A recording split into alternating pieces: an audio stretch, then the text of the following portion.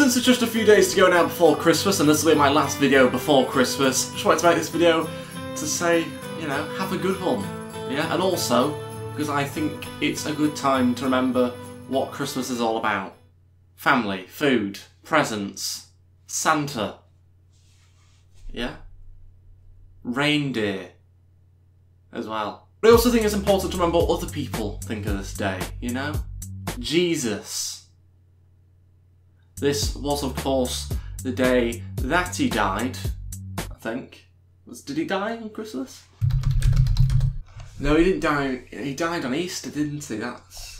It's also important to remember why other people celebrate this day. You know, it's not just about after eights, celebrations, whatever your chocolate of choice is. You know, there are other meanings, apparently. For example, like the baby Jesus, who was born on Christmas Day, and I'm going to give you a rundown of the Christmas story. It's going to be brief. I'll cut a lot of it out, because to be quite honest with you, a lot of it isn't needed. You know, a lot of characters in the story that, to be honest, I don't think were fully developed. There was a lot of avenues they could have gone down with sequels and stuff, but maybe we'll talk about that in another video. I would like to know where the wise men came from, to be honest. You know, why were they so wise? Why did they bring such terrible presents as well? Like, they're not very good gift givers, are they? Let's be honest. Gold, frankincense and myrrh. Right, I'll take the gold, take the frankincense and myrrh back with you. Thank you. Just get me one of those Lynx deodorant sets, you know, don't... Frankincense and myrrh. Get out of my stable, is what I'd be saying. But in all seriousness, Mary was impregnated by a Holy Spirit. That must have been a shock to Mary and Joseph. You know, when Mary's telling Joseph that she is indeed pregnant, Joseph's going, but we've not had sex. How is there another man involved? No, not another man involved. No. It was a Holy Spirit. It definitely was. It was a Holy Spirit. All right. An angel came to see me in the middle of the night. Did it really, Mary?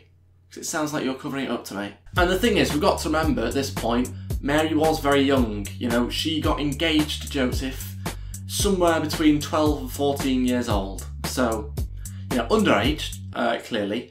And Joseph was 19, which makes it even more weird.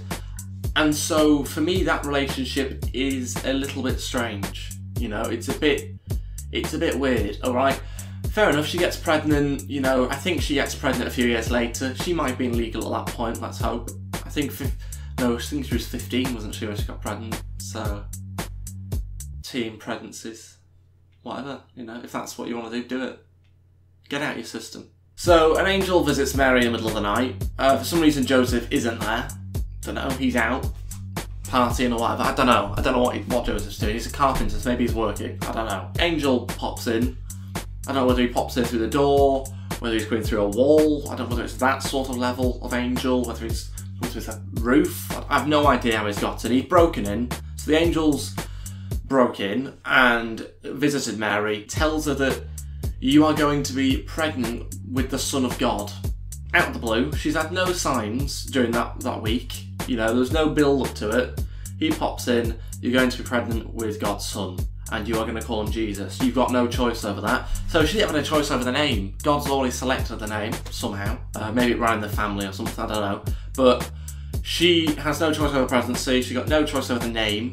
But she is essentially just carrying that baby for God. So Mary's shocked, and to quote the Bible, probably, she was very afraid, but trusted God. So, bit strange. How can you trust somebody and yet be afraid? Because if you trusted them that much, you wouldn't be afraid. Because you'd put your faith in them, literally. If I was there, I'd have been a bit starstruck as well, because she believed in God. So if an angel's been sent down by God, I would be a little bit flattered, to be honest. I probably wouldn't be afraid, I'd be flattered. God selected me out of millions of people, maybe more at that time, don't know.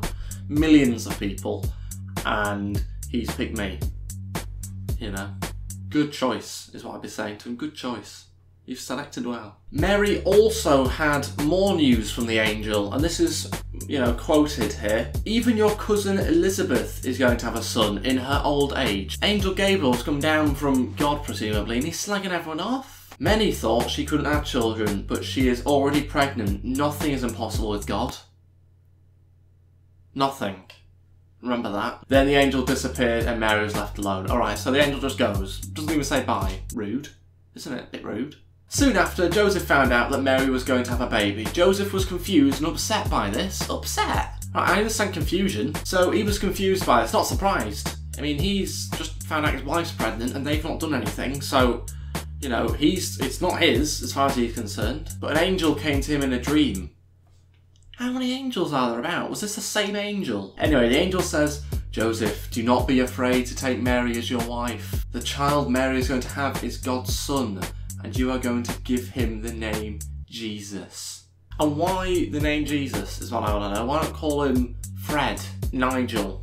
You know, the baby Nigel would have been, probably wouldn't have worked actually. So when Joseph woke up from his dream, he remembered what the angel had said. He knew that everything was okay and he wasn't upset anymore. Got over that one quick, didn't he? I think he might have been out partying, you know, that's all I'm saying. In those days, the government decided that they should count everyone that lived in the area of the world. Sorry, is this a UKIP government at the time? Why is everyone lining up to be counted? It's like a dictatorship. So Joseph had to take Mary to his town of Bethlehem to register. It took Mary and Joseph a long time to get to Bethlehem. They didn't have cars back then, didn't they? Why didn't God make a car? Why didn't God make a car so Mary and Joseph could get there? If nothing's impossible with God, fly them there. Give them wings. They didn't have cars back then, so it probably took them a long time to get there. Probably. Yeah, probably. To walk to Bethlehem, yes, probably took them a long time. This was very tiring for Mary because she was soon to be having a baby. I thought it took 9 months to be pregnant, doesn't it? When they reached the town, all the hotels were full. Bloody Premier Inn, booked up. No surprise there. It's nearly Christmas, do you know what I mean? Of course they're full. Plan ahead next time. And there was nowhere that they could stay. Finally, someone felt bad for them. Good, some sympathy. She's carrying the Son of God, for God's sake. And offered them a place to stay. The Bible doesn't say for sure where they stayed, but most people think they stayed in a small barn where animals were kept. Alright, okay, so the Bible doesn't actually say where they stayed, but we just made this bit up. So, the nativity's wrong, is what I'm saying. In any case, doesn't it seem strange that Jesus, the King of the Jews, wasn't born in a fancy palace or even a hospital? No, it doesn't seem that strange actually. Did they have palaces and hospitals back then is what I want to know. Mary and Joseph were very thankful that they at least had a place to lie down. Good. Gratitude. Glad someone's got some. That night an exciting, wonderful thing happened. Mary and Joseph had a baby. Mary had a baby. Let's make that clear. Joseph did nothing. Literally nothing. He had no part to play at all. From conception to birth, nothing. Alright, he helped with the travel. Alright, well done. But this wasn't just any baby. No. He was baby Jesus, so he's better than all of you. Remember that. He's not just a standard, but he's better than all of you. Put together, probably. The creator of the world, the King of Kings, and the one who could save the world. Bit arrogant. The little baby boy fell asleep in Mary's arms, lazy. Mary and Joseph soon fell asleep. They were so glad to have this special baby join their family. Great story. The end. And for me, that is the story of Christmas and the baby Jesus. That's the real story. So, Merry Christmas. That is the story of Jesus. And that is how he was born. A fact. No dispute there. And what I want to now say is, spend Christmas with those that you love and give. Give the gift of giving is very much what I want to say. Don't forget to eat chocolate, have some more food, drink. You know, I'm not saying what. You know, alcohol is a drug at the end of the day, so I'm not advocating the use of drugs. But what I am saying is, don't forget to have a good time. This day only comes around once a year. Think of Jesus if you want to. Think of him.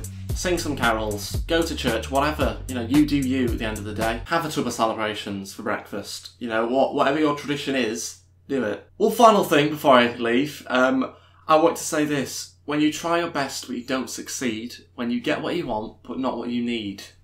Yeah? Not a quote by Jesus, but a Coldplay lyric. And I think that sums up everything, really. In a way. So yeah, don't forget to have a great time with your family. Enjoy it. And I think that's all I've got to say. Oh, and don't drink drive. Have a good one. See ya.